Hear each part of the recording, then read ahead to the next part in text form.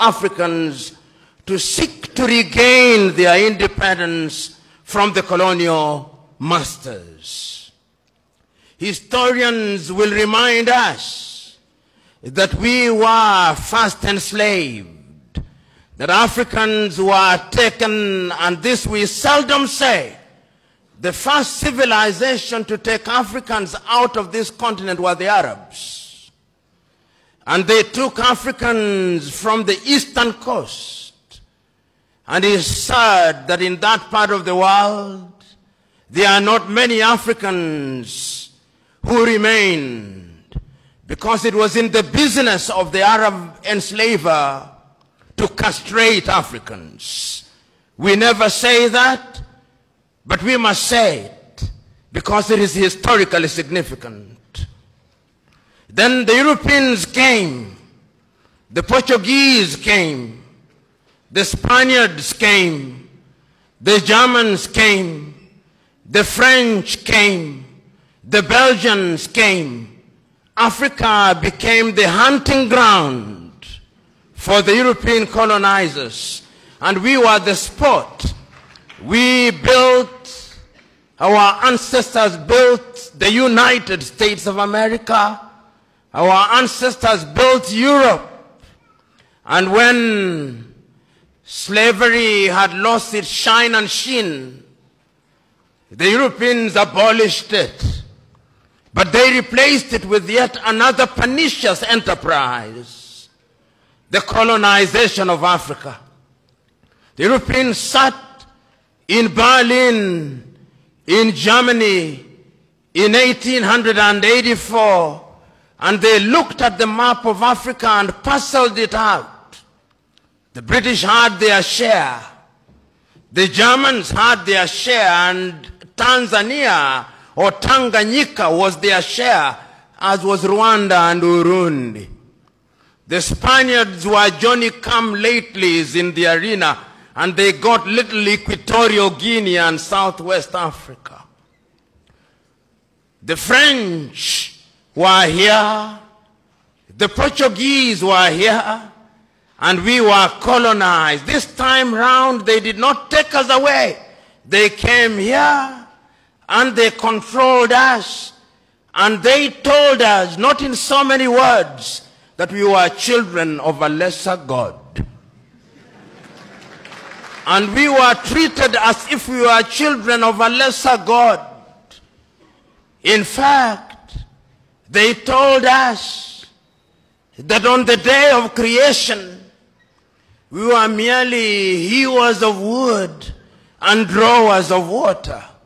And if anybody were to doubt it in 1948, it was more blatant when Hendrik Verwoerd instituted the apartheid regime in South Africa. But yet there is a sense in which the God that we worship never sleeps.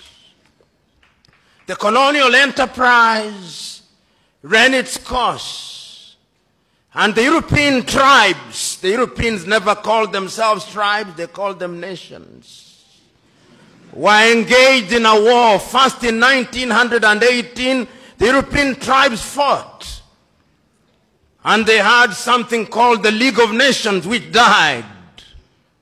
Then they fought again in 1945. And what is unique about the European nations is that when they are engaged in tribal wars, they call them world wars.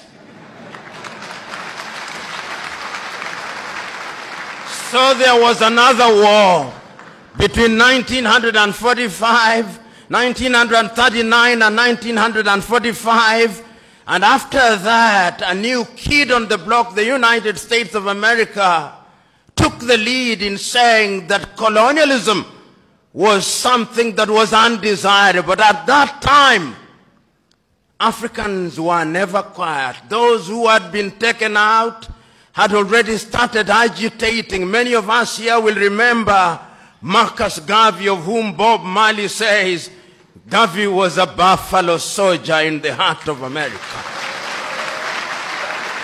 And many of us will remember W.E.B. Du Bois. Many of us will remember that they started agitating that Africans must regain their dignity and their independence. And indeed, in 1847, in Liberia, a small group of Africans were brought back in Monrovia, and Liberia became the first independent black nation in the continent of Africa. So soon thereafter, in Sierra Leone, they also created yet another colony. But Africa was colonized, except Ethiopia, which they tried to take in 1938 and exiled Professor Dr. Haile Selassie. And unfortunately, they were defeated, as you remember, in the Battle of Adwa. Africa can defeat European tribes. This history is necessary that we are able to appreciate the freedom that we gained.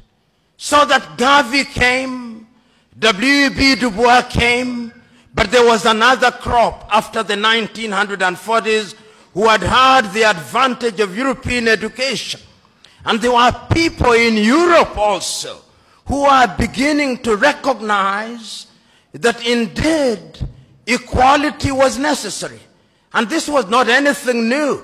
In 1776 in the United States of America, the American state sitting in Philadelphia in the United States of America declared unto themselves that all men are born equal, that they are endowed by their Creator with certain unalienable rights, that among those are life, liberty, and the pursuit of happiness.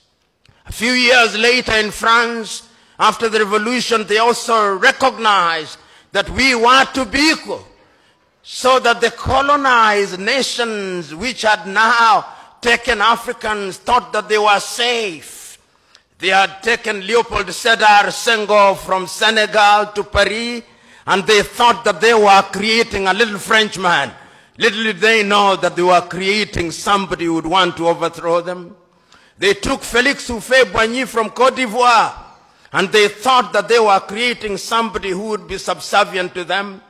They took Ahmed Sékou Touré and Modibo Keïta, and they thought they were safe. Little did they know that they were creating the future leaders and agitators against French colonization. And it did not stop there. The Portuguese also took Agostinho Neto and Amilcar Cabral and Eduardo Mondlane to Lisbon. Little did they know that those individuals would be the catalyst that would be necessary in the process of decolonization. The British also had their fair share. They took others. They took Mwalimu Kambarage Nyerere, Hastings Kamuzu Banda, Kenneth David Kaunda, and many others to the United Kingdom, Jomo Kenyatta.